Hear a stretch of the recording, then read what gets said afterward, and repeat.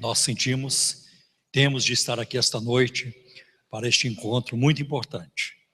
Bem-vindo a todos, e eu quero neste momento abrir a palavra de Deus com vocês em Romanos capítulo 1. E eu acho que parte desse texto tem a ver com o que nós ouviremos aqui hoje à noite, e parte desse texto tem muito a ver com o que acontece na nação brasileira, né? Então, Romanos capítulo 1, a partir do versículo 18. Portanto, a ira de Deus é revelada dos céus contra toda impiedade e a injustiça dos homens que suprimem a verdade pela injustiça. Pois o que de Deus se pode conhecer é manifesto entre eles, porque Deus lhes manifestou. Pois desde a criação do mundo, os atributos invisíveis de Deus, seu eterno poder e sua natureza divina, têm sido vistos claramente, sendo compreendidos por meio das coisas criadas, de forma que tais homens são indesculpáveis. Porque tendo conhecido a Deus, não o glorificaram como Deus, nem lhe renderam graças, mas os seus pensamentos tornaram-se fúteis, e o coração insensato deles obscureceu-se. Dizendo-se sábios, tornaram-se loucos, e trocaram a glória do Deus imortal por imagens feitas segundo a semelhança do homem mortal, bem como de pássaros, quadrúpedes e répteis. Por isso Deus os entregou à impureza sexual, segundo os desejos pecaminosos do seu coração, para a degradação do seu corpo entre si.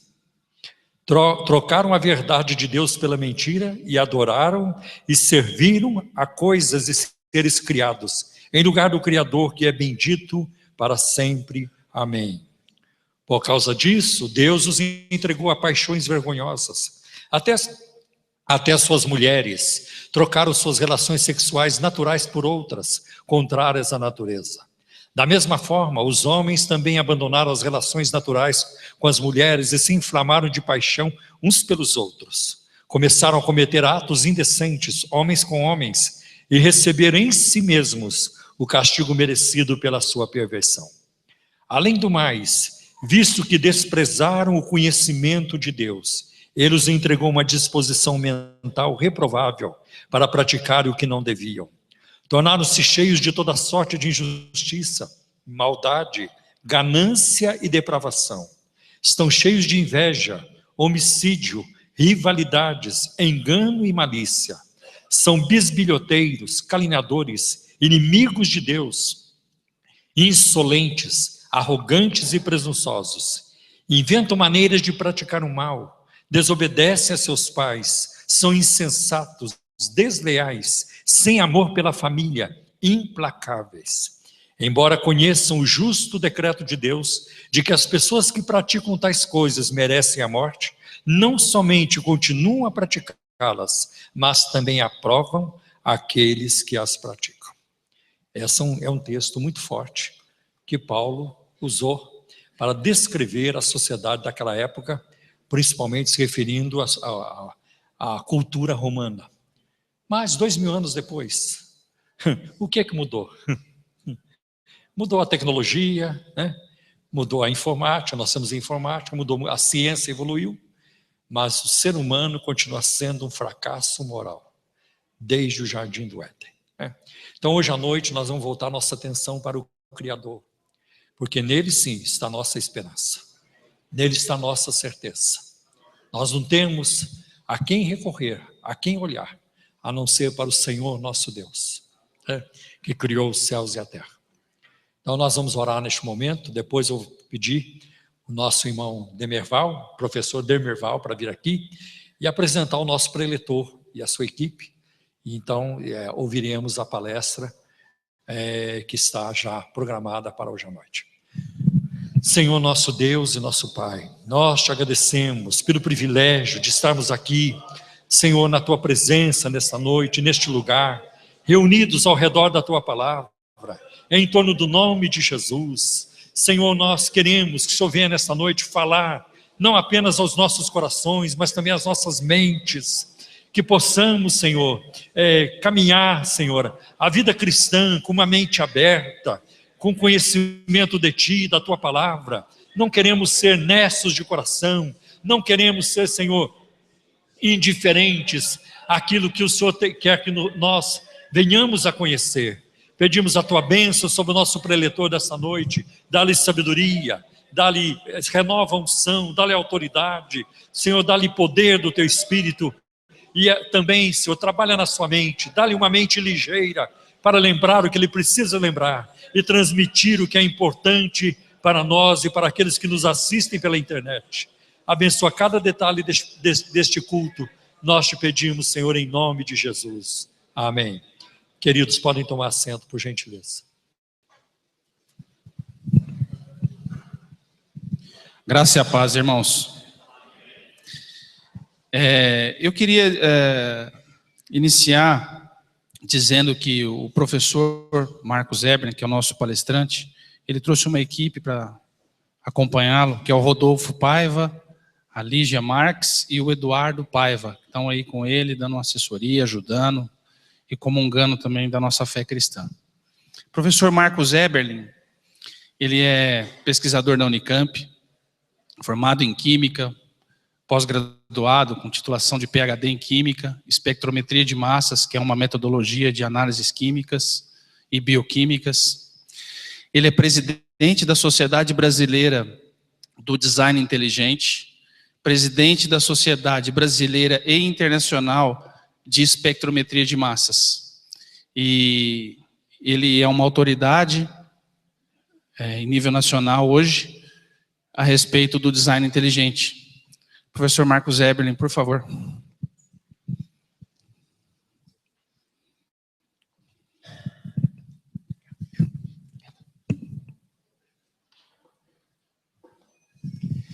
Irmãos, é um privilégio muito grande estar aqui, e um privilégio ainda maior de compartilhar com os irmãos sobre essa fé racional que nós temos nesse Deus maravilhoso que nós cantamos agora, né? Tudo Ele fez, tudo criou para o seu louvor. E eu costumo dizer que a gente crê num Deus que mata a cobra e mostra o pau, e a cobra morta. Não é um Deus que não nos pede crer no impossível, no irracional, no que não faz sentido. É um Deus que dá evidências. Então, quando Jesus Cristo ressuscitou a Lázaro, o que ele falou? Vamos correndo? Não, ele falou assim, vamos esperar um pouquinho, não é? Por que nós vamos esperar? Porque ele deu 1 dia, 2, 3, ele esperou o defunto cheirar mal. E aí ele chegou lá e falou, Lázaro, sai para fora. Por que ele fez isso? Porque ele não queria deixar dúvida nenhuma de que se alguém tinha poder era ele. Quando ele foi andar sobre as águas, ele escolheu ali um lago assim, com águas calmas e tranquilas. Não, era uma tempestade. E aí levou alguém junto, não é? E quando ele subiu ao céu, tinha lá 700 testemunhas. Então nós vamos falar um pouco sobre esse Deus. As evidências, a racionalidade. A nossa fé é uma fé baseada na razão. A fé é o quê, irmãos? O firme fundamento.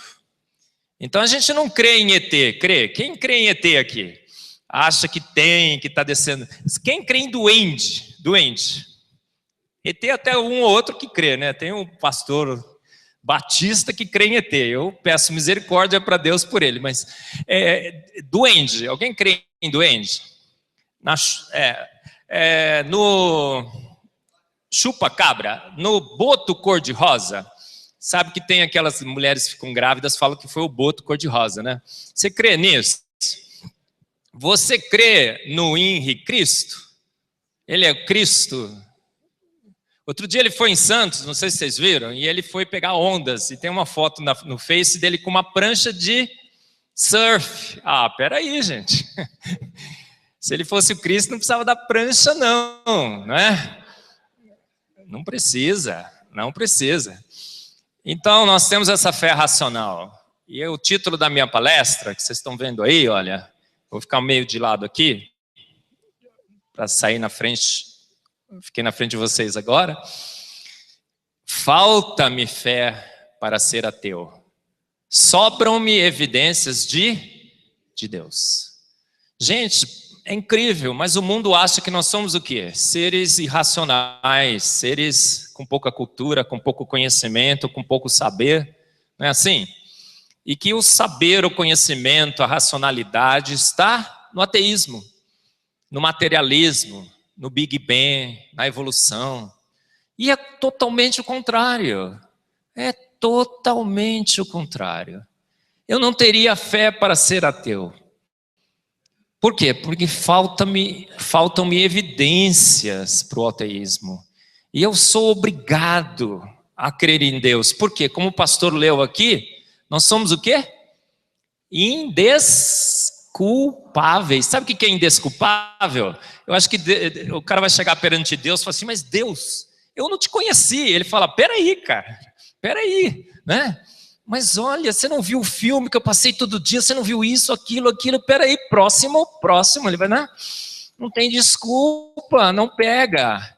Então é assim, olha, faltam-me evidências para ser ateu, sobram-me evidências. Eu não tenho fé para ser ateu. Tem um livro que foi escrito sobre isso. Então nós vamos lá, olha, primeiro slide. Por que me falta fé para ser ateu? Porque se eu for ateu, eu vou ter que acreditar que o universo foi criado como, gente? Uma grande explosão. Bum! Escutou o barulhinho? É o gás que ela produziu.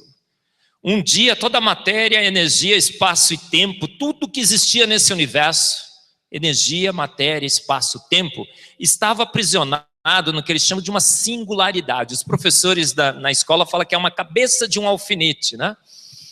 Para dar alguma analogia, mas toda a matéria, energia, espaço estava aprisionado num certo ponto que eles chamam de singularidade. E, gente, falta-me fé para ser ateu, porque tudo que eu conheço da física, da química e tudo mais, das leis que a gente conhece, das nossas experiências como seres racionais, nos diria o que sobre aquela singularidade? Ela estaria aprisionada em si mesma eternamente. Não teria nada nesse universo que faria com que aquela singularidade deixasse de ser do jeitinho que ela era. Porque a força gravitacional, se existisse, seria tremenda. Tudo estava ali, aprisionado. E de repente o que acontece com aquela singularidade? Num passe de mágica, bum, explode. Eu teria que crer nessa explosão. Numa partida sem ter ninguém que desse a partida. Em inglês, né? É o start sem o starter. Como? Aí, o que eu teria que acreditar? Que aquela nuvem gasosa em expansão, vocês estão vendo ali, olha, aquela grande explosão que ocorreu, ela produziu o quê? Uma nuvem de gás, de hidrogênio, átomos de hidrogênio e hélio, nem moléculas de hidrogênio poderiam ser formadas, porque a gente sabe em química, quem já fez química alguma vez na vida? Levanta a mão assim. Ah, tem até que bastante, pastor. A gente aprende em química que para átomos de hidrogênio formarem uma molécula de hidrogênio, eles têm que entrar em rota de colisão. Mas esses átomos de hidrogênio estariam se afastando um dos outros. Nem molécula de hidrogênio daria para pensar que formou. Mas de repente você tem uma nuvem gasosa em expansão. Olha, escuta o barulhinho. E daquela nuvem de gás em expansão se forma todo esse universo estruturado, organizado, em planetas, em luas, em meteoros, em tantas coisas, em estrelas. Gente, o que é uma estrela? Estrela é uma grande massa de gás, hidrogênio e hélio. E como você consegue agora de um gás em expansão formar as estrelas? O Sol e a Lua, a gente cantou aqui, né? Ele fez o quê? O Sol e as estrelas. Como é que você pega um gás? Você está vendo, vamos fazer um experimento de formação de estrelas? Você quer participar comigo desse experimento? Olha, pega o gás que está por aí, tá vendo? Pega as suas duas mãos assim, para formar uma estrela, você tem que comprimir o gás. Tenta comprimir, tenta. Gente, nem se tivesse uma mão imensa no universo tentando comprimir, não daria. Por quê? O gás, ele resiste à compressão.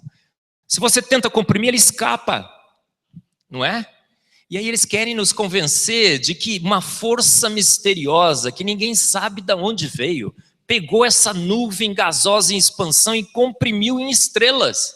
E milhões e milhões e milhões e milhões de estrelas que explodiram em gerações e gerações e gerações.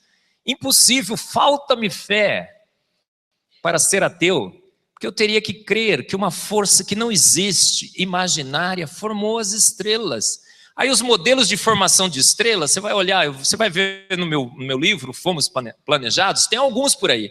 Eles dizem assim, olha, uma supernova explodiu, uma estrela azul quente, tinha do lado, fez uma compressão e comprimiu o gás. Gente, supernova é o quê? É uma estrela. As estrelas azuis são estrelas, então é o único modelo que para formar estrela usa estrelas. Eu disse no meu livro que assim, como provar que o Saci Pererê existe? Existe. Como é que o Saci Pererê foi formado? Casamento do Saci Pererê pai com a Saci Pererê mãe. Entendeu? É mais ou menos assim. E aí, falta-me fé para ser ateu, que não há mecanismos de formação de estrelas. Não há. O Big Bang simplesmente não tem mecanismo para formar estrela. O universo seria uma nuvem gasosa de expansão eternamente. E as estrelas, o Dr. Caco lá no Discovery Channel, que eu costumo chamar da TV Record do naturalismo. Gostou dessa? TV Record, o Dr. Caco, o Carl Sagan e tudo mais, agora o Tyson está lá, eles dizem assim, a estrela é a maternidade do universo. O pó que ela gerou, né, nas explosões dessas estrelas, é você, habita em mim. O Tyson fala assim, é um tom, né, de um bispo, de um pastor naturalista falando ali. E aí aquelas estrelas explodem e formam um puff cósmico. Um puff cósmico. As donas de casa, quando vocês estão meio preguiçosas, porque as donas de casa trabalham bastante, tá? Mas de vez em quando, você está meio preguiçosa, você não varre muito bem a casa, você não limpa bem aquela parte da estante, vai formando aquele puffzinho, sabe? É esse o puff cósmico que as estrelas produziram, os elementos mais pesados, que dizem que aquele puff cósmico, pasmem, foi se agregando em pequenos flóculos, cristais, que colidiram um com o outro, pá, e aí fundiu e colou. Eu chamo isso do efeito da super bonder cósmico. Colou as pedrinhas, e as pedrinhas foram crescendo e formaram os planetas rochosos. Imagina, irmã, daquele pó cósmico, formar planetas, formar você e todas as formas de vida. Será que falta-me fé para crer nisso? Porque não há mecanismos para transformar o pó cósmico em planetas rochosos e incandescentes. E aí aquele planeta rochoso, incandescente, que é o planeta Terra, ele esfria, tá certo? Mas o nosso planeta é planeta Terra, ele deveria ser chamado planeta Terra. Qual é o melhor nome para o nosso planeta? Planeta Água. E da onde veio a água, irmãos? Era um planeta, o modelo diz que formou um bloco de rocha incandescente. A rocha esfriou, não tinha água. Da onde veio a água, gente? Você acredita em Papai Noel? Falta-me fé para ser ateu, porque eu teria que crer no Papai Noel cósmico, que foi São Júpiter. Eles dizem que Júpiter, pela sua força gravitacional, é verdade, você está rindo, mas é verdade, atraiu blocos de gelo e lançou esses blocos de gelo aqui na Terra. Eu pus lá no meu livro agora, uma nova caricatura, né? O Papai Noel com seu saco cheio de blocos de gelo, trazendo para a Terra. Então, falta-me fé para ser ateu. E aí, o próximo slide. E aí, gente, se o Big Bang formou o universo, quando você tem energia, sabe esses experimentos lá em Genebra e tudo mais que estão fazendo, com a colisão de partículas e tudo mais, quando você tem energia e transforma energia em matéria, toda vez que você faz isso, o que você faz? Você forma um elétron, mas você forma também o antielétron. Você forma o próton e o antipróton. O universo é simétrico. Você forma o nêutron e o antinêutron. Mas aí o que acontece? Se o Big Bang realmente formou o universo, a matéria existe. Somos nós, tá certo? Mas e a antimatéria? Simplesmente sumiu. Metade do universo que o Big Bang deveria ter formado simplesmente sumiu. Eu fui no congresso lá na Suíça. Eu sentei lá, fui no CERN, lá onde fazem esses experimentos.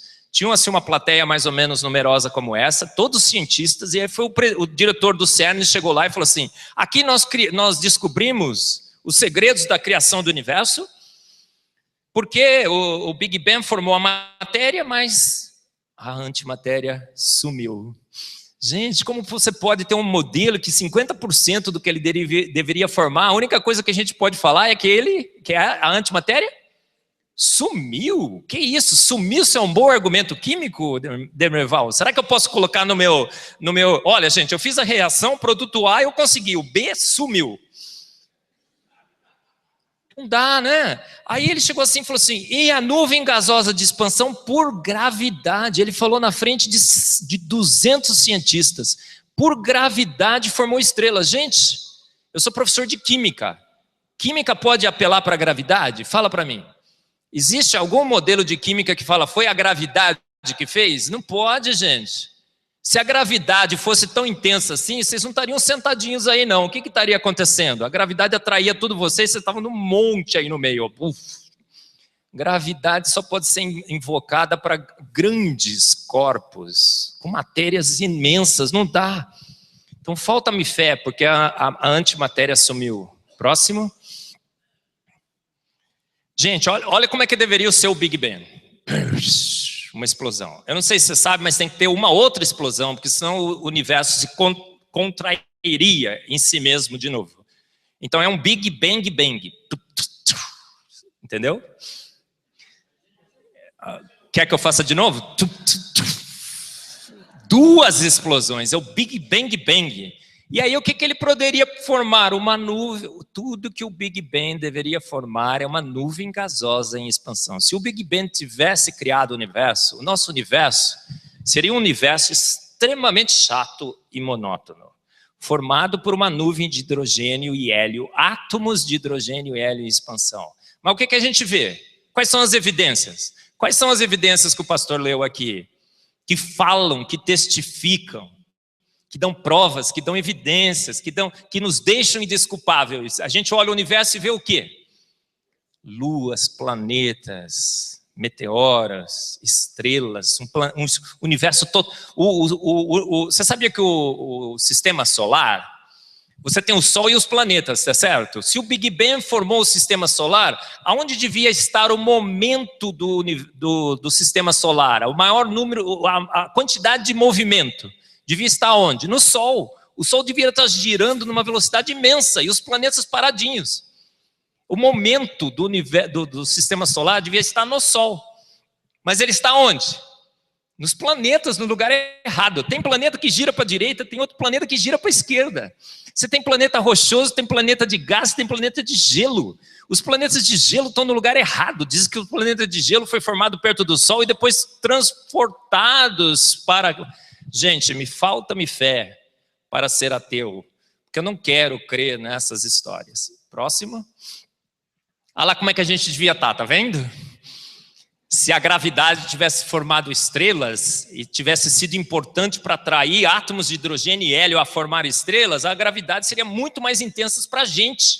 E a gente não podia andar. Você encontrava um cara que você não gosta e, puf, grudava nele. Olha que coisa ruim, não é? Tem outras situações que seriam boas, eu sei. Próximo. Falta-me fé para ser ateu, porque se essas estrelas tivessem sido formadas e tivessem explodidos e tivessem formado pó cósmico, e aquele pó cósmico, por acreção, o modelo chama acreção, né? Aquela super bonder cósmica que fez duas pedrinhas colidir e fundir e se colar. Gente, joga uma pedra aí numa outra. Demerval, joga uma pedra aí, eu vou jogar aqui. Pá! Esplatifa, gente, não gruda. Para com isso. O que aconteceria com as estrelas? Caiu alguma coisa aqui. As estrelas, gente, quando elas explodiram, formando esse pó cósmico, sabe o que ela deveria formar? Buracos negros. O universo deveria estar repleto de buracos negros. Mas os buracos negros, como a antimatéria, simplesmente sumiram. Próximo. Falta-me fé para ser ateu, porque todas essas coisas não fazem sentido. Mas pasme, irmãos, espero que o seu pastor não seja assim, depois vocês me contam. Mas, assim, não pode falar mal do pastor, né, pastor? Não, pode falar. Então vocês lá no fundo falam assim, não, mas meu pastor falou isso. Gente, tem líderes religiosos que têm sucumbido a essas teorias. E a gente vê quem falando sobre isso? O Papa. Você não viram declarações recentes? A evolução é verdadeira e tudo mais? Ah, mas será que só o Papa é culpado? Olha só, gente, quem nós somos? William Craig, o que ele fala? Ele usa o Big Bang como uma evidência de que Deus existe. Gente, não é porque a teoria fala de alguma coisa que a gente gosta, viu? Que a gente vai defendê-la, ela não faz sentido. Ah, teve um início, então fala de Deus, ai que teoria boazinha. Não é assim, né? A gente vai cometer o mesmo erro. O Ross fala a mesma coisa. O Ross diz que, inclusive, o Gênesis é o quê? É uma descrição do Big Bang. De jeito nenhum, gente. De forma alguma. Então, eu vou falar outra coisa para vocês. Quando uma teoria de homens se opor à teoria do livro que você tem aí, esse livro de capa preta, gente, não faça nenhuma concessão a homens. Porque a Bíblia diz que maldito o homem que confia no homem. Então, mesmo líderes religiosos tentando casar a nossa fé com uma ciência que tem predominado a razão do mundo, têm sucumbido a teorias que não fazem sentido. Falta-me fé para ser ateu. Falta-me fé para ser um cristão que acredita que Deus tem usado os processos naturais que são anunciados como racionais pelo ateísmo. Próximo. Gente, falta-me fé para ser ateu, porque ateu não existe. Sabia disso? Porque se eu fosse ateu, eu não existiria. Olha, saiu um estudo recente e tudo mais, está escrito aí. Olha lá, ateus não existem, conclui cientistas. Tem no meu Face e tudo mais, Demerval deve ter compartilhado isso daí. Estudos têm mostrado que os homens nascem com a consciência de que existe um Deus. Todos os homens nascem com essa consciência. Por isso que eu nunca encontrei um ateu 100% ateu. Você já encontrou? Eu não. Nunca, não existe. Ateus realmente não existe. Se você é um ateu, me desculpa eu falar isso tão sinceramente para você, tá bom? Eu estou falando aqui, você não pode refutar, mas você me pega lá fora. Mas você não existe. Ateu não existe. Você sabe que Deus existe. Por que você sabe que Deus existe? Porque essa consciência está embutida em você. Você nasce com essa consciência. As evidências que nós temos no universo e na vida falam de uma forma muito clara: Deus existe, Deus existe. O que acontece com o ateu que se diz ateu? Na realidade, normalmente, você vai ver isso. O ateu é um ser que se rebelou contra Deus, você sabe disso. Darwin se tornou, talvez, um ateu, a gente não sabe exatamente o que aconteceu com ele, porque a sua filha de 12 anos, querida, faleceu. Ele ia à igreja todos os domingos, tá? Domingos. E aí, ele, a partir do momento que a sua filha morreu, ele parou de ir. E aí, o ateu é um ser revoltado contra Deus. Ele acha que Deus não deveria ser do jeito que ele é. E ele tenta negar Deus. Por isso que ser ateu dá muito trabalho. Nossa, ateu normalmente se fala assim, nossa, o ateu é muito inteligente. Saiu até eu estou até para mandar para uma revista aí, uma reportagem diz que o nível intelectual dos ateus é maior do que os cristãos. É mentira, isso não é verdade. Mas um ateu, ele lê muito, ele estuda muito, isso a gente tem que saber. Por quê? Porque ele tem que matar um leão todo dia, gente. Ele acorda sabendo que Deus não existe, né? Desculpa aí o Demerval.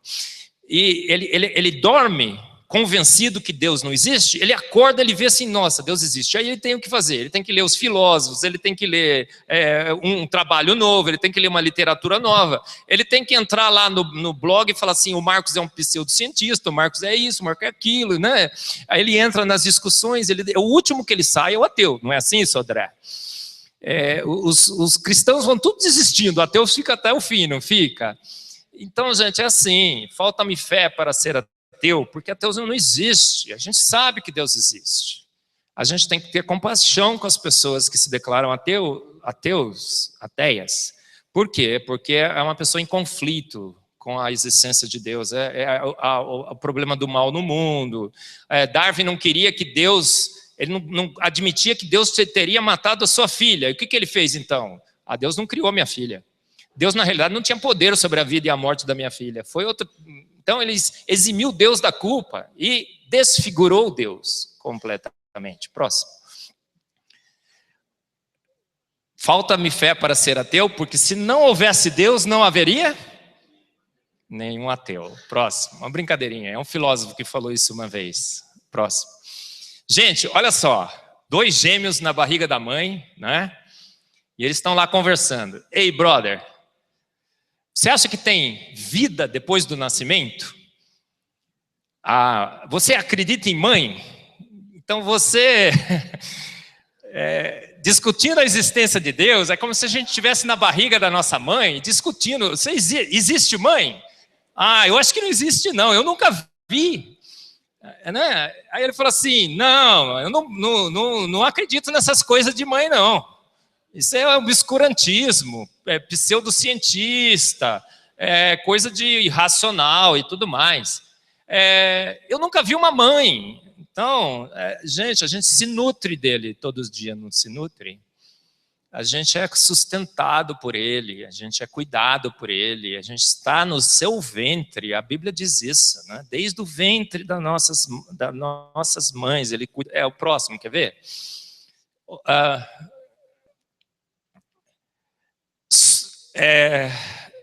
Deus cuida da gente desde do ventre das nossas mães. E por que eu não sou ateu? E por que sobram-me evidências de Deus? Porque quando a gente vai olhar o universo e a vida, o que a gente enxerga lá, gente? Totalmente o contrário do que o naturalismo nos fala. Como eu disse para vocês, a gente encontra um universo totalmente estruturado, em galáxias, em estrelas, em planetas. As galáxias, gente, não tem modelo para a formação das galáxias. Estuda um pouco o Big Bang e veja os modelos de formação das galáxias. Os espirais da nossa galáxia, da Via Láctea, eles estão se movendo muito mais rápido do que qualquer teoria de formação de galáxia poderia prever. Próximo. Falta-me fé para ser ateu, porque eu olho o sistema solar, como eu falei para vocês, e vejo essa coisa incrível, maravilhosa. A gente vê um planeta ali, está vendo o planeta Terra? Você está vendo aquele planetinha azul aí? Quem está vendo o planetinha azul? Levanta a mão. Tá todo mundo vendo então. Está vendo aquele planetinha azul ali, gente? A gente vê todo o universo e a gente vê o que, gente? Que uma grande explosão não poderia ter formado um planeta único e espetacular como é o nosso planeta Terra. A gente habita, não sei se você sabe, o pessoal fala que a gente habita o centro do universo. Sabe que as evidências mostram que sim, né? É a única forma de a gente ver a expansão do universo é se a gente estivesse no centro do universo. Sabia disso? O efeito Doppler e tudo mais, tem trabalhos que já foram publicados dizendo que a única forma de a gente enxergar o efeito Doppler, como o efeito Doppler é enxergado aqui na Terra, é se a gente estivesse muito próximo ou no centro do universo. Mas estar ou não estar no centro do universo não faz muita diferença. O que faz a grande diferença? É que a gente habita a suíte presidencial do universo. Se existe um lugar bom para viver, esse lugar bom para viver nesse universo é a Terra. Como é que está a Terra, gente? Se se aproximar um pouco mais a Terra do Sol, o que acontece? A gente queima. Se a gente separar um pouco, afastar um pouco mais, a gente congela. Quer ver o próximo? Mostra o próximo. o que nós vemos lá em Isaías 49:16? Vamos, você vai ler comigo, olha. Eis que eu te desenhei na palma das minhas mãos. Então Deus não só nos desenhou na palma das nossas mãos, mas quando você tem um filho, quem é mãe que tem um filhinho assim, pequenininho? É quem tem um pequenininho, não os grandões assim, né? Eu tenho um de 3 e uma de 6, então estou valendo. Quem que tem assim um recém-nascido, deixa eu ver, poucos meses, está ali. O que é que você fez com o seu bebê quando você chegou em casa, irmã? Você pegou esse bebê e fez o quê? Colocou num berço. Aquele berço preparado, aconchegante, a temperatura certa, o cheirinho certo, a comidinha certa, o som, a diversão. É assim, no próximo. É assim que Deus fez o planeta Terra, gente. O planeta Terra é um planeta extremamente bem adaptado à vida. Nós temos água, nós temos as condições de temperatura e pressão. E sobram-me evidências de que Deus fez tudo isso. Por quê? Porque os próprios cientistas reconheceram isso.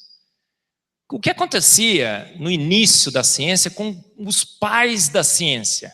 Vocês acham que os pais da ciência acreditavam no universo naturalista, Big Bang, evolução e tudo mais? A ideia da evolução já era tão antiga como os filósofos gregos, tá? Você fala, nossa, a evolução surgiu há pouco tempo.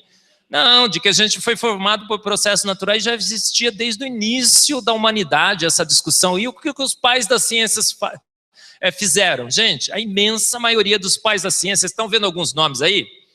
Kepler, Boyle, Pascal, Newton, Faraday, Dalton, Pasteur, Maxwell, Mendel, Einstein, Thomson, Schrödinger, o pai da mecânica quântica, Planck, todos eles, ao observar o universo e a vida, concluíram o quê? Pela ação de uma mente inteligente, um ser consciente, consistente. Eles tinham alguma discussão sobre a natureza desse ser, mas que um ser consciente, inteligente, havia orquestrado o universo, a vida, não havia dúvida. J.J. Thomson, José João Thomson, o pai da espectrometria de massa, você está vendo ali? Ele escreveu um trabalho na Nature. E sabe qual foi a conclusão do trabalho que ele escreveu na Nature? Está escrito em inglês ali, ó. A verdade que é enfatizada em cada avanço da ciência é que está em inglês ali, ó. Great are the works of the Lord. O que quer dizer isso, irmão? Great, parece uma música daquela dos soul spiritual, né? Na Nature, grandes são as obras do Senhor. Sobram-me evidências de Deus, porque os pais da ciência que eu milito, e o maior orgulho que eu tenho de me juntar a eles, os grandes nomes da ciência, contrário aos eruditos desse século, eles eram favoráveis ao quê? A Deus. Próximo. Mas a gente sabe que toda essa coisa mudou, né? Quando é que mudou? Em 1859, um homem escreveu um livro, um químico fez uns experimentos, Stanley Miller, Oparin fez uma teoria, a teoria da evolução química, e a ciência mudou completamente, não foi? E o que acontece agora em ciência? Aquelas evidências claríssimas para a ação de um ser consciente, consistente, Deus, no universo, agora não são vistas mais pela ciência. A ciência tapa um dos seus olhos. E agora ela só enxerga matéria, energia e espaço na sua frente. Forças naturais agora são a causa única, final e absoluta em ciência. O próximo. E o que acontece agora com a ciência? A ciência fica então com uma fé míope, uma fé que não enxerga o óbvio. Então falta-me fé para ser ateu, porque eu não quero ter essa fé cega, míope, que só enxerga com um dos seus olhos. Olha o que o bioquímico, próximo, Richard Dixon disse. A ciência agora se torna o quê, gente? Um jogo de cartas marcadas com uma regra magna pré-definida. Devemos explicar o universo físico e material em termos de causas naturais. Olha só, agora os cientistas chegam no laboratório e falam assim, ó, você pode fazer o que você quiser, só saiba que você deve explicar o universo e a vida em termos de Big Bang e evolução. Tá bom? Você pode explicar, pode fazer o experimento que se quiser, mas a conclusão foi o Big Bang, foi a evolução, causas naturais. É como o final do Campeonato Paulista com o Corinthians e a Ponte Preta. Vai ganhar quem? O Corinthians, né? Aquele gol lá, gente, como é que impedido? Não pode ser. Ixi, agora eu vou apanhar, né? Tudo corintiano aqui, né? Sou o único da Ponte Preta. Próximo. Jogo de cartas marcadas. A ciência ficou um jogo de cartas marcadas. O juiz fez gol, é impedido. Não é? Olha, a fé psicológica da biologia. Biologia como frio. Olha o que o Francis Crick, um prêmio Nobel, fala agora sobre... Os biólogos devem constantemente manter em suas mentes que o que observam não foi planejado, mas são frutos da evolução. Então a gente tem que entrar no laboratório e manter constantemente em nossas mentes que tudo que a gente viu é fruto da evolução. A gente não pode mais ver as evidências de que Deus criou as coisas, que há uma mente inteligente, que há evidências para um processo não natural. A gente tem que acreditar que o frio é psicológico. Não está fazendo frio, não. Frio é psicológico. Cai dentro de um lago de gelo. Ah, não. Frio é psicológico. Próximo. Gente, é agora a fé Denorex de Dawkins. Quem lembra do Denorex? Levanta a mão aqui. Tudo os cabelinho branco, pastor. Olha aí. O senhor também lembra, né, pastor? Denorex, não? Próximo. Olha só, olha o que o Dawkins falou. É a fé Denorex da ciência, que eu me recuso a ter.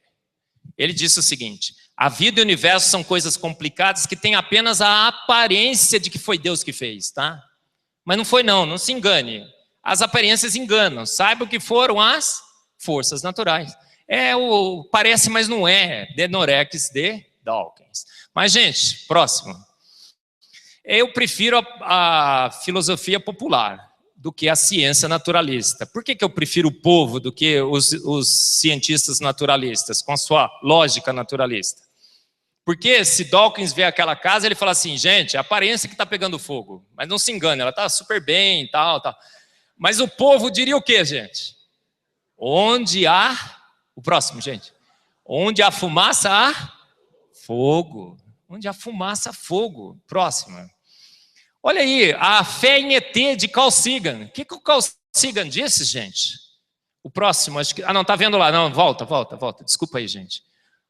Não sei se você conhece essa foto famosa, a Voyager, que foi lançada para estudar os planetas de gelo e tudo mais. Tirou uma foto do planeta Terra. Vocês estão vendo o pontinho azul pálido do planeta Terra? Quem está vendo? Levanta a mão.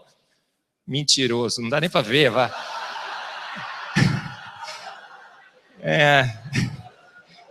Olha lá, ó.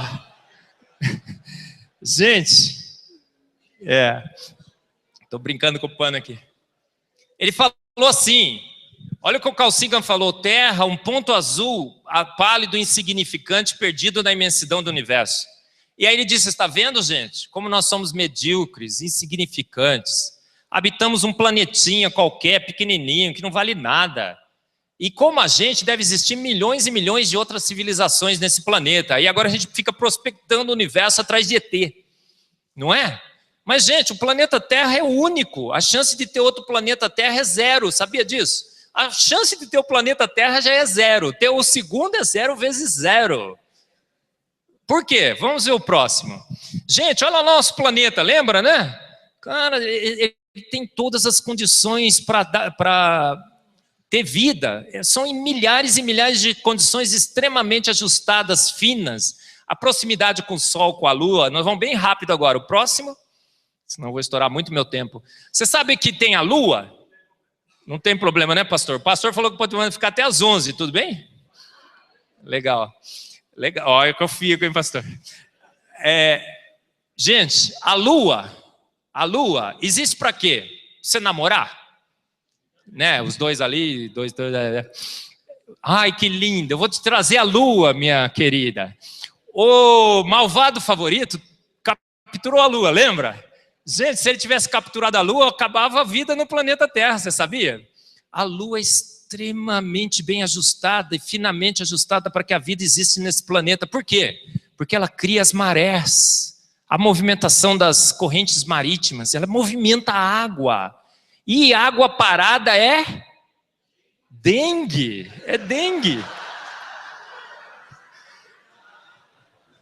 Gente, pasmem, outro dia eu falei isso, né, Sodré? E os caras falaram assim, o professor Marcos, um pseudocientista, disse que se não tivesse lua, os mares estariam lotados de pernilongo da dengue. Ah, para com isso, gente. Até as loiras da igreja aqui entenderam minha piada, não entenderam, irmãs? Olha, as loiras tudo não entendeu, e eles não entenderam, Sodré. É piada, gente. Água parada não tem vida nenhuma, tá? Não vai criar dengue. Morre tudo. Desculpa aí, gente. É uma brincadeira, né? Gente, e aí a Lua causa o movimento de precessão da Terra. Demora 25 mil anos para ela fazer isso, tá? Mas esse movimento de precessão é importantíssimo para as estações do ano. Lembra que a gente vive na suíte presidencial do universo? Então tem primavera, verão, outono e inverno. O dia tem 24 horas, não tem? Aí você chega de manhã e fala assim, meu Deus, que o dia tenha 48 horas. Irmã, não peça, porque se Deus resolver atender, o que vai acontecer? Acaba a vida nesse planeta, o 24 horas é... Por quê? De manhãzinha não está ficando frio? Aí você puxa o cobertor do seu marido? Não é assim que você faz? Ah, não está falando que não, é verdade. E aí, pastor, quando chega às 9, 9h30, o senhor está dormindo ainda? Não fica quente? Não está dormindo ainda. É esperto esse pastor de vocês, hein, gente? Não está dormindo mais, mas fica quente se você dorme. É ajustadíssimo, gente. A água é o tampão térmico. Por isso que é bom ter uma casinha no lago, tá? Porque é mais fresquinho lá, ela não deixa esquentar, não deixa esfriar, é tudo extremamente bem ajustado. Próximo. Os grandões, gente, tamanho é documento? Quem é bem baixinho aqui? Tamanho é documento? Não, gente, os grandões, o Carl Sagan falou, olha que planetinho, pequenininho. Gente, tamanho não é documento, Carl Sagan, me desculpe, mas não é. Os grandões servem para quê? Para proteger a gente dos meteoritos, gente. Quando os meteoritos vêm chegando, eles atraem com a sua gravidade e não deixam atingir a Terra. De vez em quando escapa um, dá aquele problema que deu na Rússia, lembra? Próximo. O campo gravitacional da Terra, gente, serve para bússola? Não, é um escudo protetor. Lembra do... como é que era do Perdidos no Espaço? Dr.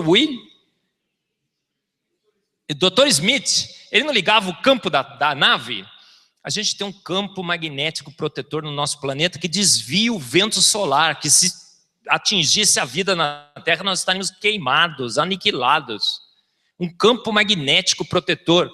É uma bola de ferro e níquel que gira num manto de ferro e níquel líquido. É um ajuste finíssimo de propriedades físico-químicas da liga de magnésio e níquel. Química, tudo é química, você sabia disso, né? Tudo é química e a química é tudo. Nossa. Próximo. Mas aí, gente, o que o George Wald disse? Falta-me fé para ser ateu? Porque eu teria que concordar com George Wald. Por quê? O que ele falou? Veja só. Temos apenas que contemplar a magnitude da tarefa para perceber que a geração espontânea da vida nesse planeta é impossível. Mesmo assim, sendo impossível, nós somos o resultado, eu acredito, da geração. Fé no impossível, fé na irracionalidade, fé na geração espontânea. É você que tem? Será que somos nós que cremos no impossível? Será que a gente crê na geração espontânea? Será que a gente crê num processo que é assim mesmo e acabou? Próximo. Gente, então a ciência está assim, ela não enxerga, ela não vê, ela não fala sobre as evidências de que uma mente inteligente, um design inteligente, um ser consciente, coerente, um ser que rege o seu universo através de leis imutáveis, Ele não quer ver, não quer falar, não quer ouvir sobre isso. Próximo. Aí, falta-me fé para ser ateu, porque eu vou ter que crer em quê? Vou ter que crer na evolução e vou ter que arrumar evidências para ela. E como é que eu vou arrumar evidências para ela? Eu vou pegar uma borboleta e vou fixá-la no tronco com alfinete. Foram isso que fizeram com as mariposas de Manchester. Isso está nos livros de biologia, que elas mudaram de cor. Eles foram lá e colocaram a borboleta com alfinete. Ela nem na árvore pousa. Nem na árvore pousa. Próximo. Falta-me fé para ser ateu, porque eu vou ter que chegar como Darwin, olhar um bico de um passarinho e ver que o bico do passarinho está mudando de forma. O bico de passarinho sempre foi bico de passarinho. A constituição química do passarinho sempre foi constituição de bico de passarinho. A única coisa que mudou do bico de passarinho de Darwin foi o quê? Os tentilhões de Galápagos, a forma. O casco da tartaruga mudou o quê? A forma.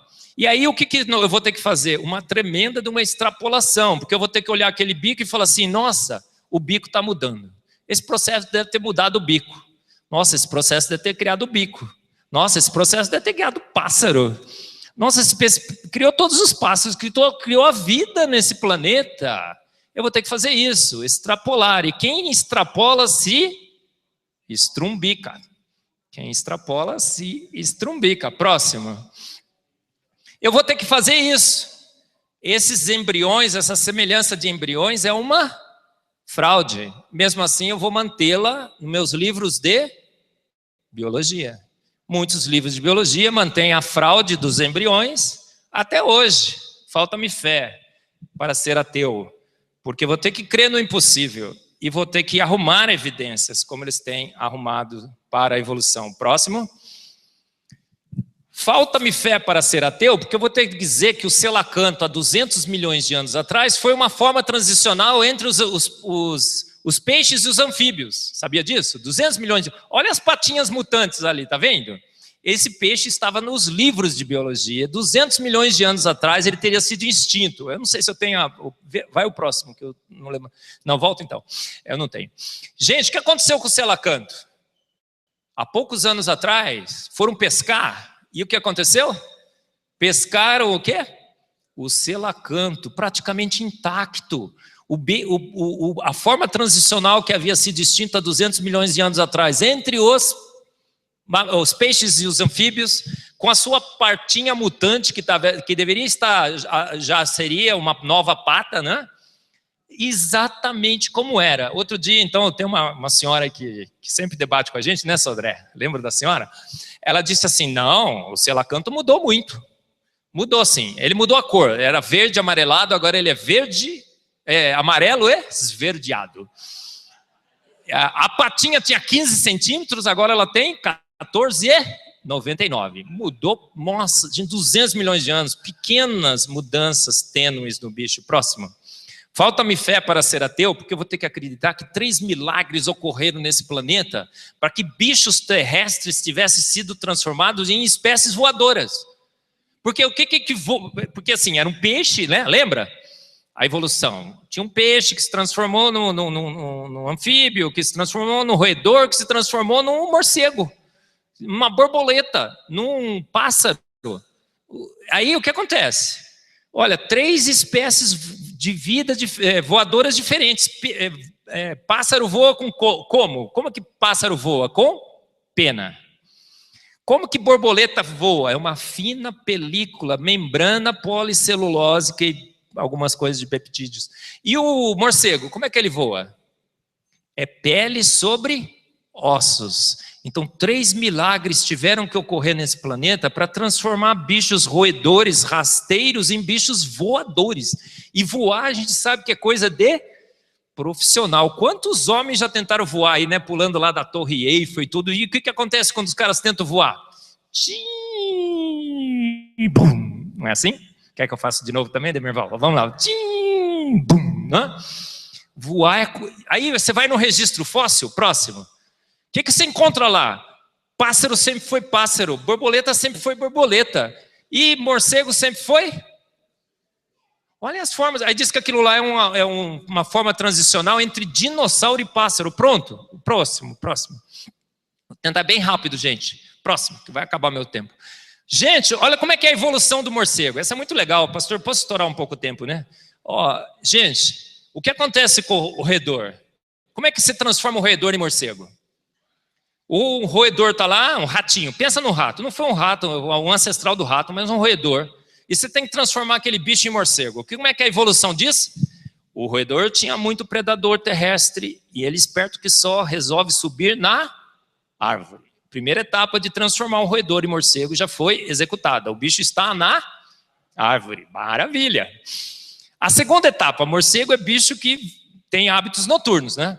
Mesmo em cima da árvore tinha muito predador diurno e ele passa a dormir de dia, troca o turno, entendeu? Ele passa a dormir de dia e ficar acordado de noite. Ou segunda etapa, só falta uma etapazinha fácil aí, qual é? Ele tem que voar. Aí ele está lá em cima da árvore, morrendo de fome, ele vê a presa dele passar, o que ele faz? Está escrito nos livros de biologia, nos blogs, nos sites por aí. Ele literalmente se lança para o voo. Olha só, gente, naquele dia e santo lugar, um milagre maravilhoso ocorre no planeta Terra. Um bicho faminto em cima da árvore pula, pega a presa e, pasme, ele volta. Eu pus lá no meu livro, o Day After da evolução do morcego. Qual que seria? Puf, o bicho espatifado no chão e o gatinho vem, come o bicho. Falta-me fé para ser ateu, porque eu teria que acreditar que isso um dia ocorreu. Próximo. Gente, falta-me fé para ser ateu, porque vou ter que acreditar que eu sou primo dos chimpa, teus mano. Será que os chimpas são nossos manos, gente? Gente, outro dia falaram que chimpanzé, macaco, tem a mesma capacidade intelectual do que criança de 5 anos.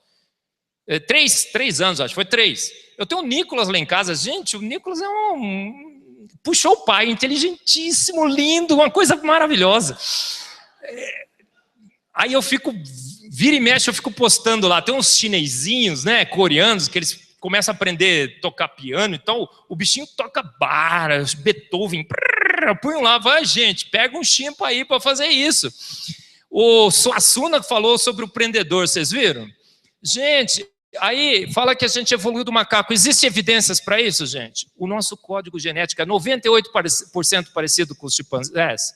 Ele é 78% parecido. Nós somos 1/3 diferentes em termos de código genético. O nosso cromossomo Y, aquele cromossomo dos machos, é 100% diferente dos cromossomos dos chimpanzés.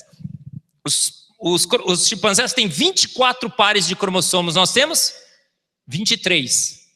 E aquela fusão nunca ocorreu, não existe evidência nenhuma de fusão cromossômica. Quanto, pastor, vou fazer uma pergunta de matemática para o pastor. Pastor, quanto que 23 é diferente de 24? Quanto por cento 23 é diferente de 24? 100%, mas na conta dos biólogos evolucionistas vai dar 98, pastor. Semelhante, tá? 24 é 100% de próximo, gente. Aonde que essas formas transicionais existem, gente? Existem formas transicionais entre chimpanzés? Só na imaginação, nos blogs e nessas caricaturas da evolução. Próximo. Não acredite nisso, gente. Chimpa, teus mano, de forma alguma. Nós somos completamente... A gente é muito mais parecido com porco do que com chimpanzé, sabia? Inclusive, e os únicos que gostam disso são os palmeirenses, não sei por quê. Corintiano detesta essa semelhança. Gente, falta-me fé para ser ateu, porque senão eu vou ter que acreditar na... Sabe que o filme está passando, não sei se já passou ou não, já acabou, mas eu não fui assistir. Stephen Hawking diz que eu não tenho necessidade da hipótese de Deus, por quê? Porque eu conheço a receita do universo. Olha só como o homem é, né, pastor? A prepotência, a arrogância, a gente quer ser como Deus, a gente quer conhecer o universo, quer saber a receita do universo. O que ele diz que a receita do universo é? Energia, matéria e espaço. Mas Hawkins, você esqueceu o principal na sua receita, né? Ele pôs farinha, pôs manteiga, mas esqueceu o fermento. Qual é o fermento do universo, gente? Próximo. É a informação. Matéria se transforma em energia, energia se transforma em matéria, mas a informação é imaterial. A informação que rege a organização da matéria nos diversos planetas, nas galáxias, nas 19 constantes universais, nas forças, na equação de Schrödinger, nas equações que regem a construção dos nossos átomos e orbitais e tudo mais, as leis da vida e tudo mais. Essa informação é abstrata, é semântica, é aperiódica, é arbitrária. É a história do Marcelo Martelo Marmelo. Quem conhece? Eu fico contando algo de vez em quando para a Nina, para o Nicolas. Conhece o Marcelo Martelo Marmelo? Alguma coisa assim? Ele chega para o pai e fala: pai, por que cadeira chama cadeira? O pai fala: porque chama cadeira, filho. Ah, não, vai chamar sentador. Então ele quer pôr uma lei na informação. Você conhece isso aí? Aí o banco, o sofá fica sentador do tipo A, B, não existe, gente. Chama cadeira porque chama cadeira, né? Não dá para pôr lei na informação, é a mesma coisa na informação da vida, totalmente arbitrária. Alguém estabeleceu aquilo e pronto, acabou. Próximo. Gente, falta-me fé para ser ateu, porque a gente vai olhar na célula, a gente vê que célula tem matéria, a célula tem energia, mas o grande fermento da vida é a informação. A informação que está no DNA. É uma quantidade estúpida de informação da mais alta qualidade. A lei da vida, as leis da vida. A vida é igual a matéria e energia, mas vida é igual a informação. Próximo. É uma quantidade estúpida de informação armazenado nos códigos da vida, as 4 letras, Aguinaldo Timóteo Gal Costa, lembra? Próximo. Gente, olha o DNA, as moléculas enantiomericamente puras, é uma informação da mais alta qualidade. Informação de um mestre, de um craque de bola que fez tudo isso. E tudo aperiódico, é arbitrário. Alguém que decidiu vai ser assim e acabou. Quem disse que aquelas 3 letrinhas expressam aquele aminoácido? Foi ele. E acabou. Não existe lei que linke as letras do código da vida com as moléculas que ele expressa. O próximo. Gente, vida igual a vida. Não existe forma de formar vida nesse planeta sem vida. Qual é a forma de você formar vida? Se você casar com outra vida. E essas 2 vidas gerarem uma vida. Como é que uma célula gera uma outra célula? Se autodividindo. Não existe forma de gerar vida a partir de coisa que não seja vida. A vida só se duplica nesse planeta, só se autoclona. Vida igual a vida. Vida igual a matéria, mas energia e informação. E informação vem de mente inteligente. Então a vida é igual a mente inteligente. São leis irrefutáveis. Eu dei uma palestra sobre isso no Congresso do Design Inteligente. Próximo. Gente, olha a máquina. Você acha que isso é uma forma rudimentar de vida? Às vezes a gente acha que é, né? A gente está deprimido, olha no espelho e fala assim: nossa, olha o que Deus fez, que coisa, um monte de proteína, olha esse cabelo que eu já nem tenho mais, né? Tá vendo? Então, você acha que isso é pouca coisa? Você acha que isso é pouca coisa? Gente, você é o maior espetáculo de tecnologia desse universo, você sabia?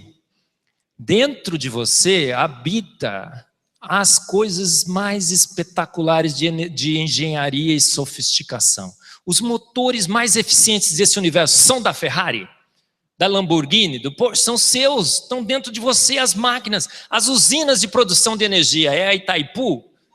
Não, são as ATP Sintases, são os robôs. Você sabia que tem robô molecular dentro de você? Está vendo aquele robozinho ali? Que tem perna e tem braço? Ele anda dentro de você, nas suas rodovias celulares, distribuindo nutrientes. E eles vai cantando aquela musiquinha assim, ó, eu vou levar, não está escutando? Não? Vamos ficar quietinho,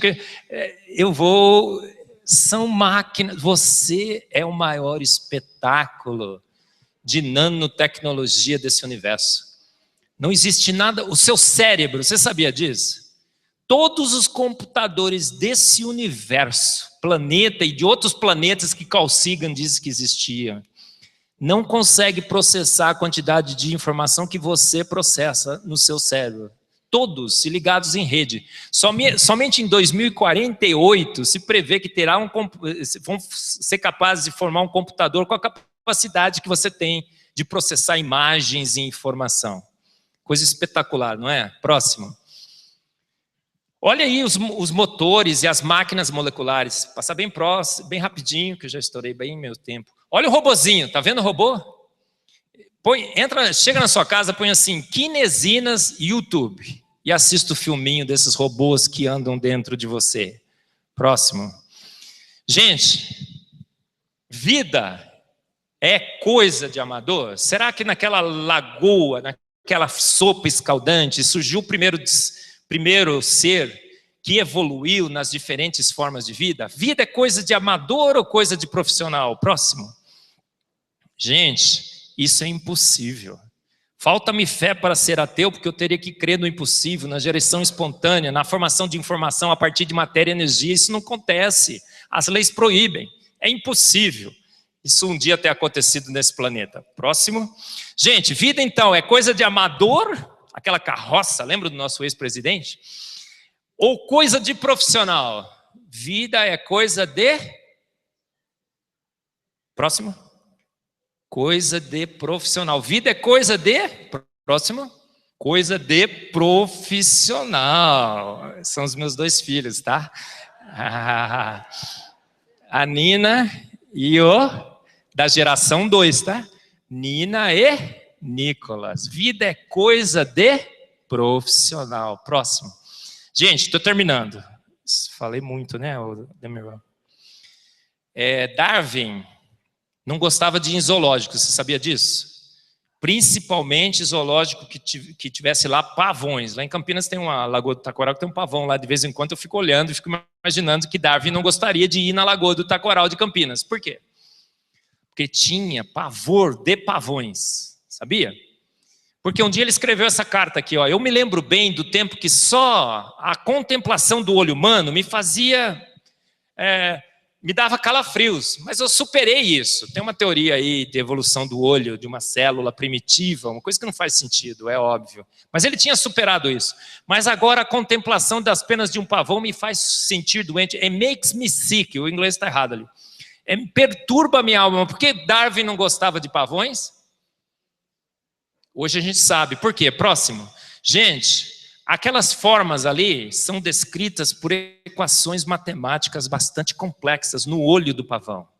E aquilo lá é corante? É uma substância que tem cor? Não é. Sabia disso? O pavão não tem cor nenhuma nas suas penas. Aquilo lá é um jogo de ótica. É uma ilusão de ótica. O espaçamento das penugens naquelas regiões específicas, descritas por equações matemáticas extremamente complexas, é tal que, batendo a luz lá, tem um efeito, não é bem difração, mas eu vou falar difração, você vai entender, que vai aparecer amarelo numa região, vermelho na outra, laranja na outra. Esse é um efeito ilusório, é um ilusionista que criou isso. E qual é o melhor olho para enxergar? O olho é a pavoa que vê? É o olho humano, gente. A gente tem perfeição. Então, quem criou para quê? Para tudo que ele fez para o louvor da sua glória. E por quem? Por nós. Por nós. Então a gente olha o pavão e fala: uau, esse homem sabe fazer bem feito. E ele faz. Eu digo que Deus é um exagerado. É um exibicionista, sabia? Porque não precisava tanto, gente. Precisava. Que Deus exagerado. Mas por que ele fez com esse exagero todo? Para que você não tivesse dúvida, tá? Indesculpável. Para mostrar que é ele que faz e faz bem feito. Para não deixar nada para ninguém mais fazer. Foi isso que ele fez. Aleluia, amém. Próximo. Gente... É tudo isso que eu escrevi aí, tá bom? Tem um negócio, isso aqui é bem legal. Eu vou gastar uns 5 minutinhos a mais do meu tempo para falar sobre isso. O que a evolução fala que como o pavão adquiriu as suas cores? Falta-me fé para ser ateu, porque eu vou ter que acreditar nessa história. Por quê? O que a evolução falou? Você acha que aquela pena imensa, aquele negócio todo, deu alguma vantagem para o pavão? Ele correu mais? Ele ficou mais esperto? Ele fugiu de predadores e tudo mais? Não, aquilo não é um estorvo, né? Você já viu um pavão? Não é um estorvo? É difícil, ele não consegue nem voar direito com aquilo. Gente, aí disseram o seguinte, não, isso aí foi uma seleção, não foi seleção natural, foi seleção sexual. Seleção sexual. Agora os homens fiquem quietos aqui, tá bom? Só vou falar com as mulheres. Senhoras e moças, vocês acham que se entrasse um rapazinho aí, todo assim, pavoado, né?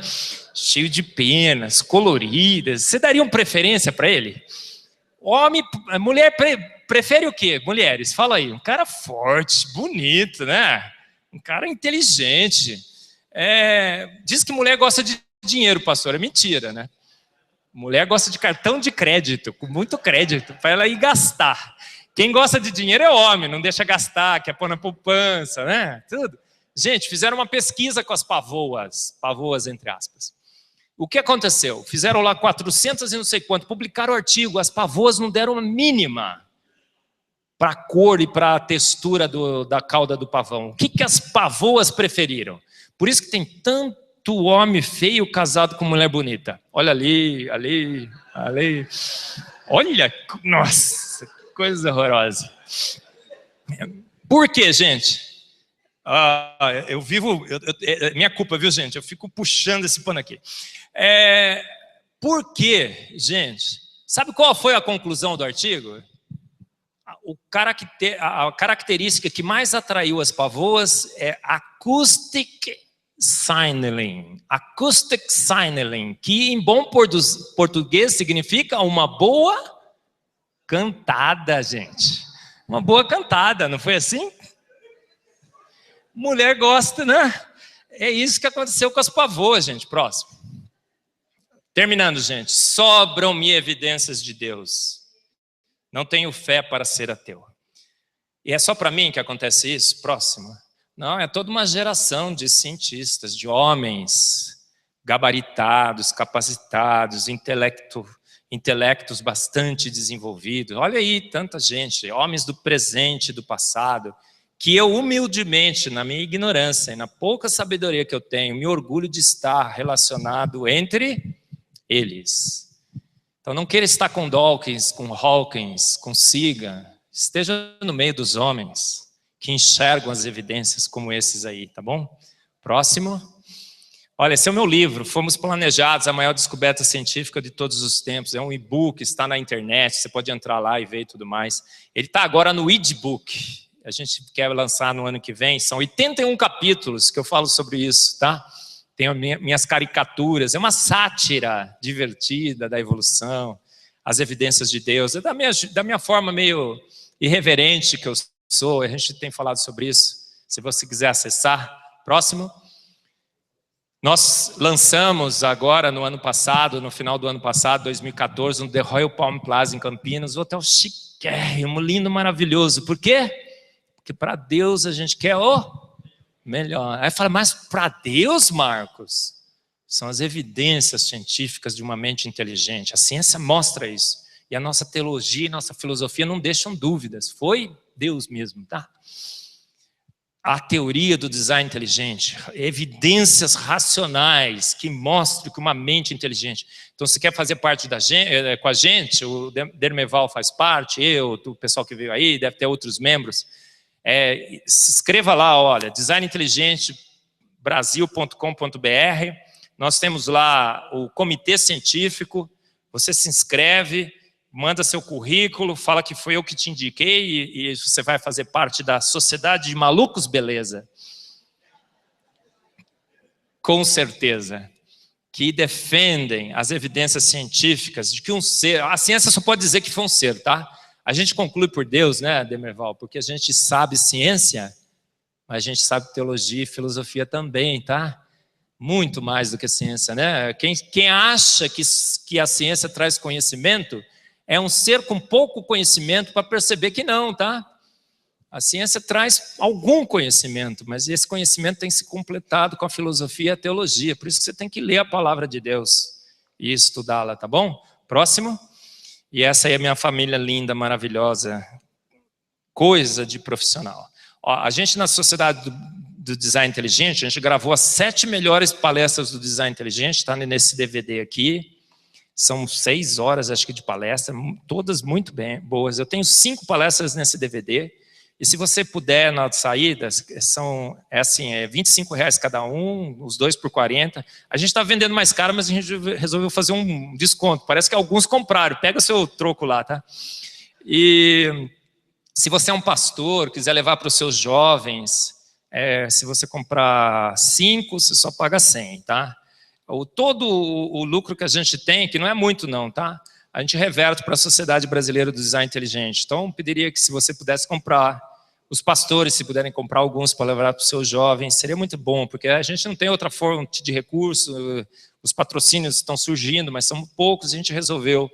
Porque a gente, ao mesmo tempo que divulga a verdade, olha, são 7 cientistas, 8 cientistas, em 7 mais 5, 12 palestras, mostrando as evidências de um Deus que mata a cobra e mostra o pau e a cobra a morte. Para Deus o louvor, a glória e a honra para sempre. Amém. Obrigado, irmãos.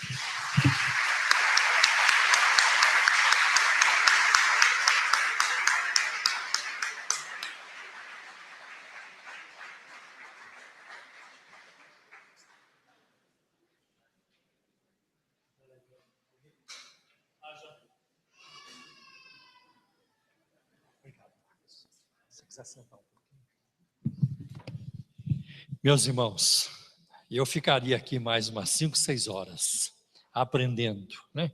Como vale a pena. Eu creio que seria muito importante, nós vamos conversar depois com o professor, para ele voltar aqui, mas não para uma palestra, mas para fazer um seminário, um simpósio. Aí começar numa sexta-noite, sábado à tarde e sábado à noite, né? 3 períodos. Aí nós vamos aprender muito mais. Na pós-modernidade, a batalha é na área da mente, a disputa é na área da mente, né? Então nós precisamos estar preparados, né? É isso que diz 1 Pedro 3,15, estar sempre preparados para responder com mansidão e temor a qualquer que vos pedir a razão da esperança, da esperança que é em vós. Não é que o cristianismo não tem resposta, quem não tem resposta somos nós. Mas se nós fizermos a lição de casa a contento, nós teremos respostas para as perguntas básicas da vida. Deixa eu passar para vocês 2 informações. Primeiro, o retiro das mulheres vai acontecer em outubro. As inscrições estão abertas. E vai ser num hotel, mesmo hotel que foi no ano passado, e que as mulheres ficaram maravilhadas. E o valor, tudo incluído, acho que o ônibus está incluído também, né, Luzia? É de 450, dividido aí, parcelado. Quem quiser fazer inscrição, Luzia, como é que faz? Isso, pode procurar ali, vai ter uma mesa no hall de entrada, aí vai ter a Luzia lá que vai cuidar da inscrição, se alguém quiser fazer inscrição. Outro aviso que eu vou passar para vocês, no próximo mês, o nosso encontro apologético vai ser no dia 22 de maio. Não será na terceira sexta-feira, porque vai cair no dia 15. Aí fica muito rápido no mês. Então, nós vamos fazer o próximo encontro apologético no dia 22 de maio. E eu convidei um pastor amigo meu, há anos eu quero ouvir, há anos, né? Já faz alguns anos que eu quero registrar, que eu quero filmar as experiências que este pastor teve quando ele participou do início do Evangelho Quadrangular no Brasil e também do início do Brasil para Cristo. Então ele vai trazer informações que eu desconheço, muitos de vocês desconhecem, o que ele viveu, as experiências que ele viveu, na época ainda na sua juventude, quando ele esteve envolvido com esses movimentos logo de início. Tá? Então nós teremos aqui o pastor Ducler de Oliveira. Se você não tem interesse, eu tenho. Eu quero filmar, eu quero documentar, porque isso aí vai render. Isso aí vai ser muito bom. E eu acho que isso avisa. Agora eu preciso também da ajuda de vocês para o nosso ministério apologético. Despesas, né, que nós temos que cobrir. Então eu peço que você seja generoso na sua contribuição agora. Ajude-nos a prosseguir com o Ministério da Apologética e contribua, né? Contribua agora para a obra de Deus. Você tem a oportunidade de fazê-la agora, em nome de Jesus. Então vamos orar. Senhor meu Deus, nós te agradecemos por tudo que temos visto e ouvido e pedimos a tua bênção sobre essa contribuição, sobre cada pessoa aqui presente, Senhor. Supra as necessidades de cada uma. O Senhor é o provedor, é o Senhor quem cuida de nós, cuida do teu povo, Senhor, cuida deste ministério. Nós te pedimos em nome de Jesus. Amém. Daqui a pouco nós vamos abrir assim um espaço, pode passar, pode ir. Nós vamos abrir um espaço para perguntas. Então, podemos aí ter uns 15 minutos de perguntas e respostas, né? Tem microfone para... O Walter já está, obrigado. Alguém tem uma pergunta? Tem uma pergunta lá atrás, o Rafi. Levanta a mão aí, Rafi, por favor. Ah lá, já viu, né, Alexandre? Já que eu passo para você. Se alguém quiser contribuir usando o seu cartão de banco, a Fátima está lá atrás, você pode usar a maquininha se você preferir. Obrigado. Som. Desculpa. Onde que eu deixei? O pastor é meio doidinho.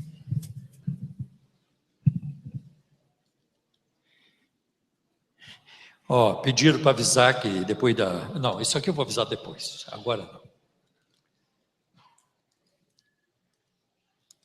Só um momentinho, nós estamos terminando.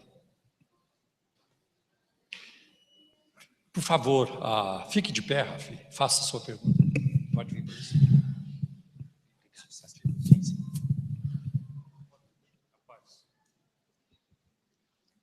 Alô, som. Boa noite, rapaz. O seguinte, o livro Não Tenho Fé Suficiente para Ser Ateu, eu tenho uma parte do livro que ele fala da teoria do Big Bang, mas os autores, né, o Norman Geisler e Turek Frank, eles tentam conciliar essa teoria com a Bíblia, a visão criacionista, e citam algumas pesquisas científicas que realmente eu desconhecia. Quando eu li, eu fiquei até impressionado que os autores, como são apologistas, e abraçaram essa teoria do Big Bang. Como que o senhor refutaria esse argumento deles, dos autores? Eu vejo assim, né? Se Big Bang fosse viável, maravilhoso. Eu seria um defensor do Big Bang, porque bate, inclusive, com o que eu entendo, né? É um início. Agora, o que a gente não pode fazer é porque uma teoria... Eu gosto daquela teoria, eu vou aceitá-la porque vou exercer o meu gosto. É o que os naturalistas fazem com a evolução darwiniana, por exemplo. E o que eu fiz como cristão, mas como cientista, apesar de eu ver a teoria do Big Bang e gostar inicialmente dela, eu fui avaliar se ela é viável. E ela não é viável.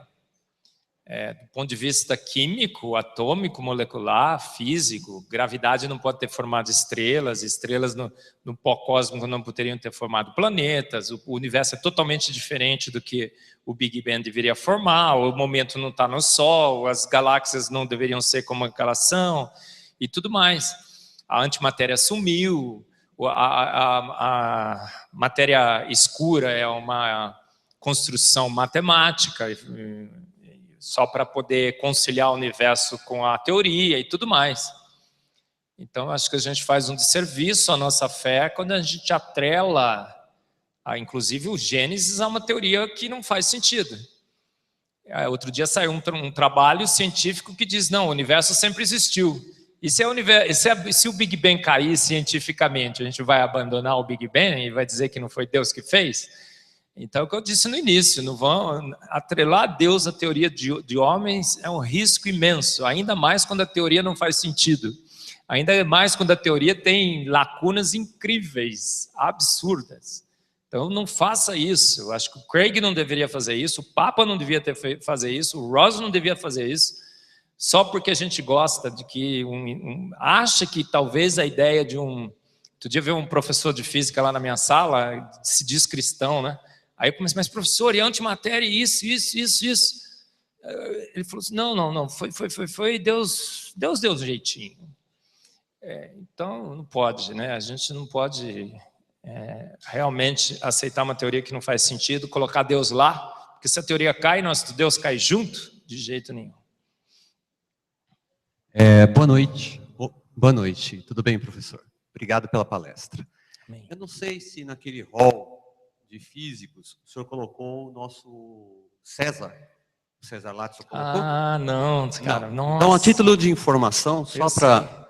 Porque o senhor colocou lá Darwin, o Einstein, o senhor colocou o senhor, inclusive, mas o César, para informação de vocês, quase ganhou 2 vezes o Nobel, né?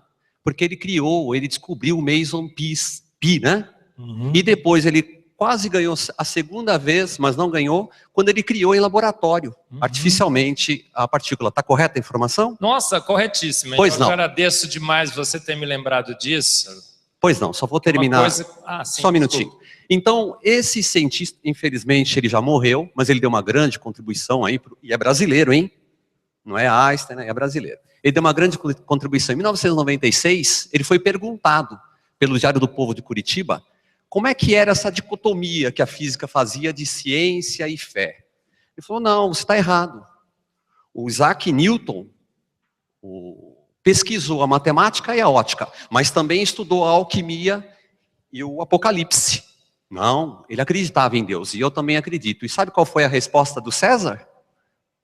Para que ele acreditasse em Deus? Ele falou, você sabia que eu fumo? Perguntou para o repórter. O repórter falou, sabia que você fuma bastante. Pois é, quando tem muita estatística, é porque Deus ainda não se decidiu. Exatamente. Olha, eu agradeço muito você ter lembrado do César Lattes, que uma vez eu descobri uma reportagem que ele deu na Unicamp, para o jornal da Unicamp. Exatamente. Em que ele declara explicitamente acreditar em Deus, no design inteligente e tudo mais. Eu postei no meu Face, mas eu esqueci. Eu esqueço de colocar o Lattes, e é o meu colega da Unicamp, e eu vou fazer isso. Inclusive, há uma pressão muito grande. Eu chego na Unicamp e eu percebo isso hoje, né? Meus colegas, meus diretores e tudo mais, olha lá vem o Marcos, né? E é uma batalha, viu, irmãos? Vocês orem por isso. Mas Deus tem me livrado de todos eles. 1000 cairão à direita, 10.000 cairão à esquerda, mas o Marcos não será abalado, porque você vai estar orando por mim, certo? E eu vou citar o César Lattes, o pseudocientista da Unicamp, o maior cientista da Unicamp era pseudocientista como eu, tá? César Lattes, muito obrigado, irmão. Eu tinha esquecido dele, eu vou lembrar. Boa noite, meu nome é Hugo, sou da Igreja Presbiteriana do Brasil. Minha dúvida, professor, queria saber sua opinião sobre o tempo do mundo, do universo. Quantos anos o universo tem? Se é milhões de anos ou se é 6 mil anos, né? Alguma coisa assim. Essa pergunta é a que eu menos gosto de responder. Mas é que eu respondo com mais vontade. Porque eu menos gosto, porque é uma pergunta que nos divide mais do que nos soma. Mas eu acho que a gente não deveria ser assim. Todo mundo que lê e estuda devia entender que a Terra é jovem, tá? Muito, muito, muito jovem. E o universo também. O universo tem bilhões de anos? Tem. Mas eu acho que tem uma teoria muito interessante, que Deus criou a Terra e criou o universo e acelerou os astros numa velocidade muito grande. Então o universo envelheceu para o observador terrestre. Por quê? Porque a estrela tinha que chegar à luz aqui, né? E as estrelas foram feitas para demonstrar o seu poder, a sua glória, para que a gente louvasse a Deus ao observar as estrelas, não é? Então, mas se a estrela tivesse há bilhões de anos lá, a gente não ia enxergar a estrela, tá? Então Deus envelheceu artificialmente o universo. Mas a vida nesse planeta eu acho que tem 6, 7 mil anos. Não acho não, eu tenho certeza, viu? Por quê? Porque as evidências são muitas, muitas evidências. Por exemplo, o registro fóssil, tem registro fóssil embaixo de montanha. E a montanha se ergue a 4 milímetros por ano, e a corrosão come, a erosão come. Se nós tivéssemos uma Terra com bilhões de anos, como se imagina, e vida aqui a 3 bilhões de anos, o registro fóssil já deveria ser lavado a 100 vezes, pelo menos. Mas o registro está todo lá, um testemunho de que a Terra é jovem. E tem várias e várias outras evidências. A Lua se afastando da Terra a 4 centímetros por ano, sabe disso? Regride isso aí, dá 200 milhões de anos, já não tinha mais vida na Terra. A datação com carbono 14 não funciona e tudo mais. Há evidências muito, muito fortes. Poderia ficar falando mais umas 5 horas aqui, mas não vou fazer isso. Das evidências de uma Terra jovem. O universo tem uma aparência de um universo antigo, porque Deus quis que a gente o observasse, e Ele deu um jeitinho para isso, tá? Ele envelheceu com o tempo. Sabe que tempo é relativo. E o universo envelheceu. Mas a gente está por aqui nesse planeta há aproximadamente uns 7, 8 mil anos. Essa é a minha percepção como cientista. Eu não tenho nenhum problema de ter uma Terra antiga e adaptar na minha Bíblia, tá? Mas a Terra é jovem. Oi. Boa noite, professor. Meu nome é Adriano, eu sou da Igreja Evangélica Osana. Desculpa. Meu nome é Adriano, né? Eu sou da Igreja Evangélica Osana da Liberdade. A minha pergunta, na verdade, não é bem uma pergunta, é uma observação, né? Eu gosto muito de ler assim, então eu sei que Albert Einstein tem uma frase que ele disse há muito tempo, que ele fala que Deus não joga dados, né? Então ele diz, né, que Deus não brinca com probabilidades, né? Então é uma forma da gente saber que essa teoria do Darwin, né, e os outros criacionistas, né, ficam falando com probabilidades. Houve uma probabilidade. Mas tudo que é perfeito não há probabilidade, né? Então isso é uma coisa muito boa. E só para finalizar, a Bíblia fala também que Deus é o Senhor do tempo, né? Um minuto para Deus não é igual ao nosso minuto. Então o tempo para o homem é de uma forma e para Deus ele é diferente. Então não importa se 1 minuto é 1000 anos ou 1 milhão de anos, né? Não cabe a nós decidir, né? Acredito que é a vontade de Deus. Mas vou só permitir fazer uma observação para Deus. Mas quando Deus fala assim, um dia, ele falou para uma pessoa, né? Quando Jesus falou assim, não ouviste dizer que em 6 dias, e então eu vejo isso também uma evidência de que Deus se dirigiu ao homem e se referiu a um dia. Então a gente entende um dia como 24 horas. E ele não enganaria a gente, tá? E eu acho que realmente tem. E sobre as probabilidades, certíssimos. Sabe que os evolucionistas falam? Nossa, a probabilidade da vida ter surgido naquela sopa primordial é muito baixinha, mas dado milhões e milhões de anos, o improvável se torna provável, inclusive inevitável. Se tivesse uma probabilidade baixinha, até poderia acreditar. Mas a probabilidade da vida ter surgido naquela sopa primordial, ela não é baixinha, não, ela é zero. Ela é absolutamente zero. É contra as leis naturais. O ΔG é proibido, né, Demerval? A gente viu uma palestra lá no Design Inteligente. O ΔG das reações é positivo. É contra as leis da química, a primeira, segunda, terceira, quarta, quinta, sexta e oitava lei da termodinâmica. Não tem, tá? É contra todas as leis. Então eu costumo dizer, Adriano, é como você imaginar que pulando você chega na Lua. Existe alguma possibilidade? Quanto tempo vai demorar para você que pulando chegar na Lua? Você pode pular uma eternidade toda, 2 eternidades. Fica pulando aí. Você não vai chegar na Lua, porque é impossível pular, chegar na Lua. Então é uma falácia. É a falácia do pulando, cheguei na Lua. A falácia da evolução. Então as probabilidades são todas contra. A gente sabe disso.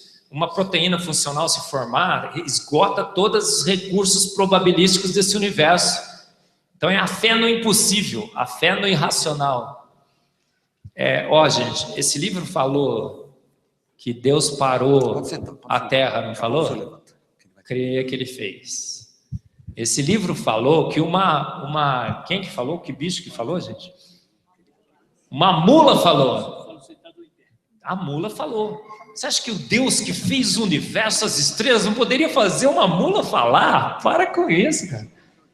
Isso é fichinha para Deus parar o universo. O cara fala, nossa, uma mula falou. Deus podia fazer uma mula cantar.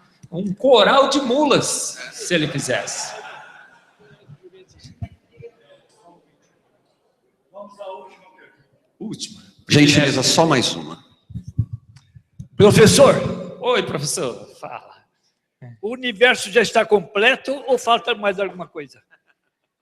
A Bíblia é fantástica, porque a Bíblia é o livro do universo. A Bíblia fala sobre... A ciência é assim, ó. Se você perguntar para a ciência, aí tem um bolo aqui, o que a ciência pode falar sobre o bolo? A ciência vai falar assim, o bolo é feito de farinha, açúcar, proteína e tudo mais. Aí você pergunta para a ciência, mas ciência, por que esse bolo foi feito redondo e não foi feito quadrado? Ela fala, não sei. Esse bolo, quem fez? Não sei. Esse bolo é bolo de aniversário ou bolo de casamento? Não sei. Você vê como a ciência é limitada, gente? Ela só diz que o bolo tem farinha. Eu falei, para com isso, pô, não dá para falar um pouco mais sobre esse bolo? É isso que a ciência é, e eles querem dizer que a ciência é a grande fonte de sabedoria desse universo. Que é isso, gente? A Bíblia fala muito, muito mais coisas, tá?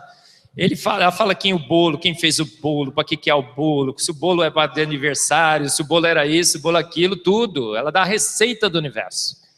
E o que ela fala? Que ele fez esse universo, mas que esse universo vai acontecer o que com ele? Ele vai se acabar, nós temos novos céus e nova terra. A gente vai viver um pouco aqui com ele e tudo mais, mas o que nós vamos fazer, gente? Eu vou andar em ruas de ouro, na Jerusalém celestial. Conhece a música? Eu vou andar em ruas de ouro e caminhar com o meu Senhor Jesus. Então nós vamos andar em ruas de ouros, viu, irmãos? Esse mundo vai ser transformado. Um novo céu, uma nova terra, incorruptível. As crianças vão brincar com os leões e tudo mais. Conhece toda a história? Então isso é passageiro o que nós temos aqui. O sofrimento e tudo mais, e a dor, é quando somos fracos, é que somos fortes. E fortes andaremos em ruas de ouro, na Jerusalém celestial. É isso que falta. Amém. Que bênção.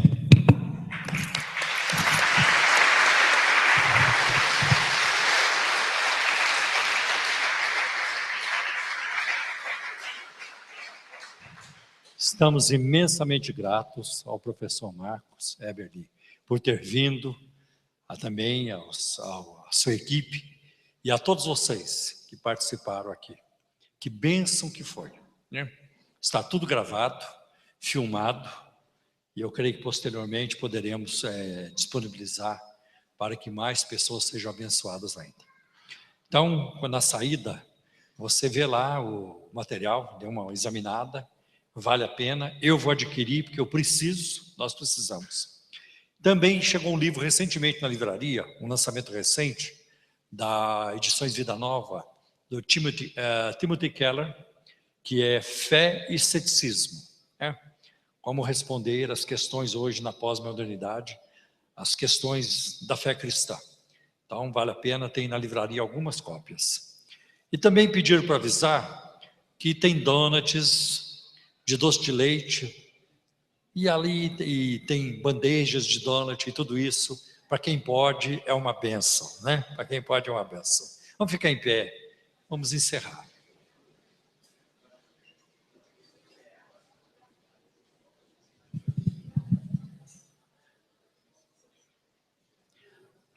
Vamos orar. Pai, nós te agradecemos com todo o nosso coração. Em primeiro lugar, pela revelação da tua palavra em nossos corações. Pela revelação do teu Filho em nós e por tão grande salvação, por nos incluir no teu projeto eterno, Senhor. Graças te damos por tudo. Continua nos dando, Senhor, destreza, continua nos preparando mais e mais, dá-nos crescimento para anunciarmos as tuas maravilhas a anunciarmos o teu nome a esta geração. Guarda o teu povo, guarda cada um de nós ao sairmos daqui. Livra-nos de todo mal e acampa o teu anjo à nossa volta. Nós oramos já te agradecendo pela fé, em nome de Jesus. E que a graça de nosso Senhor e Salvador Jesus Cristo, o amor de Deus, o nosso eterno Pai, a comunhão e a consolação, o poder e a alegria do Espírito Santo, seja com todos vocês, agora e para todos sempre.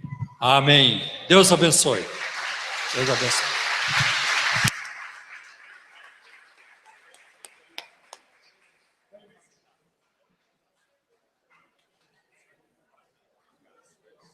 Eu tenho meus livros.